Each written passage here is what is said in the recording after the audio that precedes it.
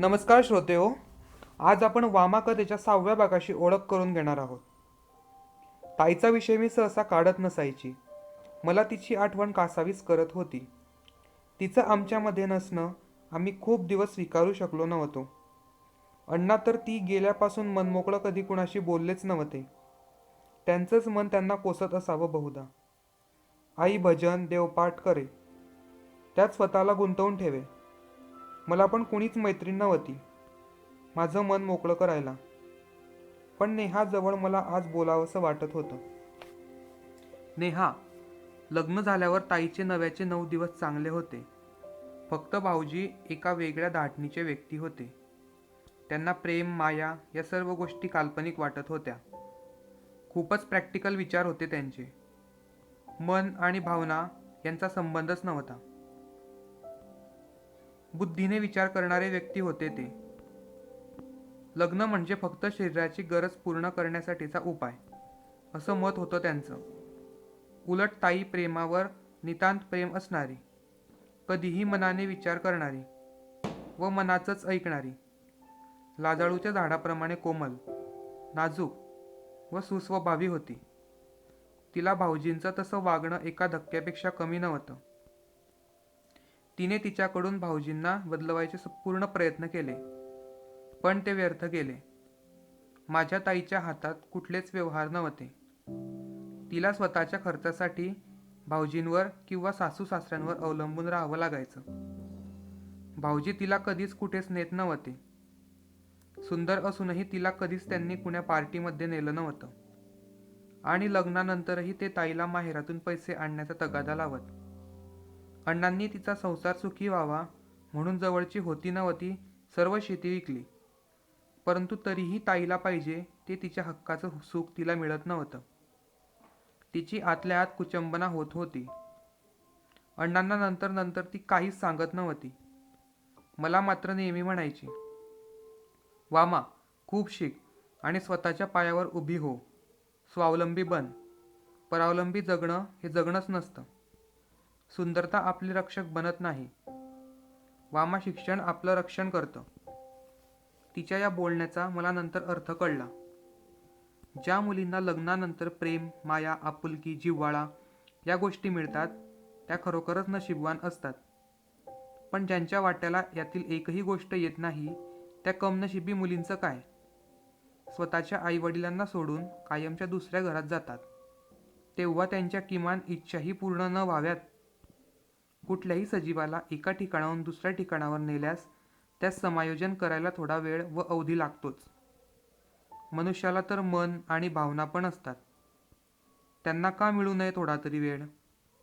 लग्नाआधी आई वडिलांची छकुली असणाऱ्या मुलीकडून लग्न झाल्या झाल्या पोक्तबाईप्रमाणे वागण्याची अपेक्षा कसा करू शकतो आपला समाज? तिला थोडाही वेळ मिळू नये समायोजन करायला? ताईने तरीही लवकरच समायोजन करून घेतलं होतं. त्यांच्या घरात आपण तेही कमी पडलं. सारखे अपमान, पैशांचा तगादा. किती सहन करणार होती ती?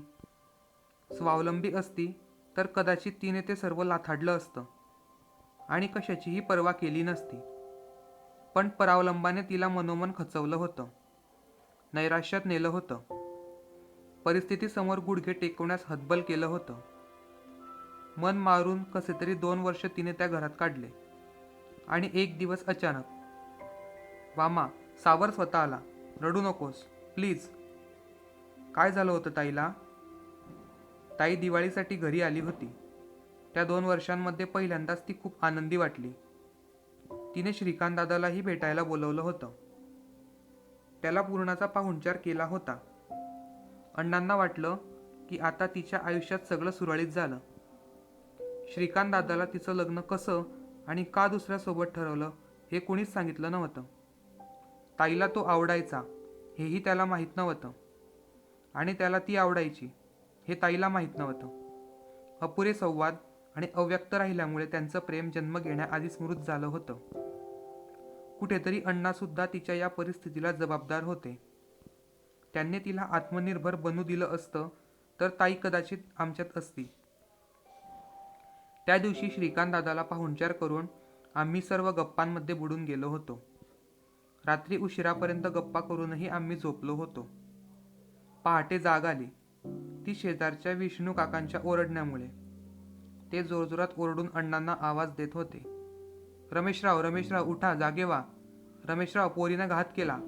आपली विशाखा, रमेशराव, विशाखा. अण्णा तसेच उठले आणि धावत विष्णू काकांजवळ गेले.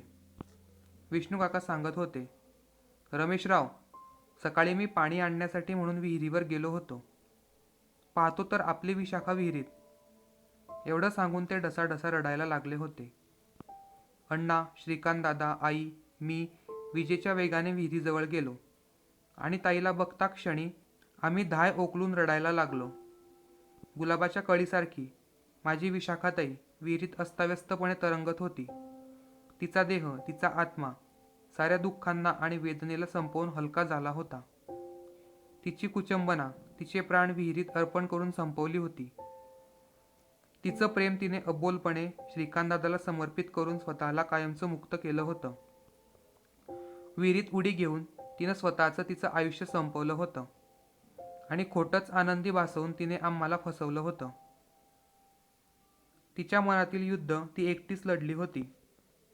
का माझी ताई इतकी हतबल झाली? मृत्यू सर्व दुःखाचा शेवट असू शकतो का? नेमकं कोण चुकलं होतं? तिला नाकारणारे सुभाष मामा, की तिला आत्मनिर्भर बनवू न देता लग्न लावून देणारे माझे अण्णा, की आम्हाला फसवून एकटीच आनंदाच्या प्रवासाला निघून गेली ती स्वतः? ती तर गेली होती, पण जाताना तिने क्षणभर तरी विचार केला असेल का की तिच्यानंतर आमची अवस्था काय होईल? मला तिच्या बोलण्यातील एकनेक शब्द आठवत होता.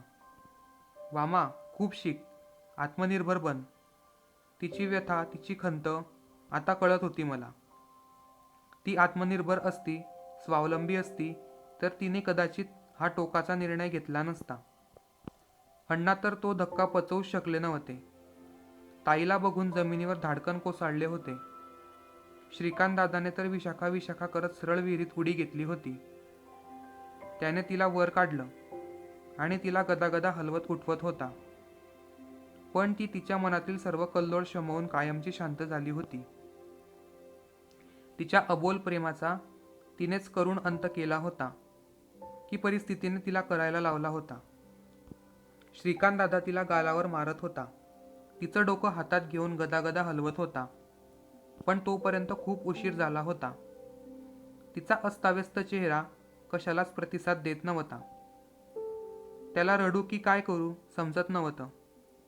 तो धाय ओकलून वेड्यासारखा रडत होता. मला माझ्या ताईला त्या अवस्थेमध्ये बघणं कठीण झालं होतं. मी तिथून धावत सरळ घरी आली होती. पुढचे 3-4 दिवस मी तापाने फणफणत होती. तिला शेवटचा निरोप द्यायला तिच्या घरचे सर्व आले होते, पण त्यांच्या चेहऱ्यावर जराही दुःख दिसत नव्हतं. भाऊजींच्या डोळ्यात तर एक अश्रूही नव्हता म्हणे. आणि तिकडे श्रीकांत दादा 4-4 लोकांना आवरत नव्हता. आत्या आणि सुभाष मामा पण आले होते. मामांकडे बघून मला ताईच्या त्या अवस्थेस तेच जबाबदार आहेत असं वाटलं. त्यांनी जर ताईला स्वीकारलं असतं तर परिस्थिती खूप वेगळी असती. तर कधी मला वाटायचं की कुठेतरी अण्णासुद्धा तिच्या या अवस्थेला जबाबदार होते. त्यांनी तिला पुढे शिक्षण घेऊन आत्मनिर्भर बनवू दिलं असतं तर तिच्यामध्ये आत्मविश्वास निर्माण झाला असता. ती निर्भीड बनली असती. स्वावलंबाने तिला जगण्याची नवी उमेद मिळाली असती. तिच्यावर झालेला अन्याय तिनेच मोडून काढला असता. पण ह्या सर्व जरतरच्या गोष्टी झाल्या. वास्तव हे होतं की ती आम्हाला दुःख देऊन स्वतः सर्व दुःखातून, सर्व त्रासातून मुक्त झाली होती. मी बोलतच होती, तितक्यात नेहाने झटक्याने मला बाजूला ओढलं आणि घाईतच मला म्हणाली, वामा, तुझ्या ताईविषयी ऐकून खूप वाईट वाटलं. चल आता खोलीवर जाऊ, खूप उशीर झालाय. ती अशी विचित्र का वागत होती मला कळतच नव्हतं. क्रमशः.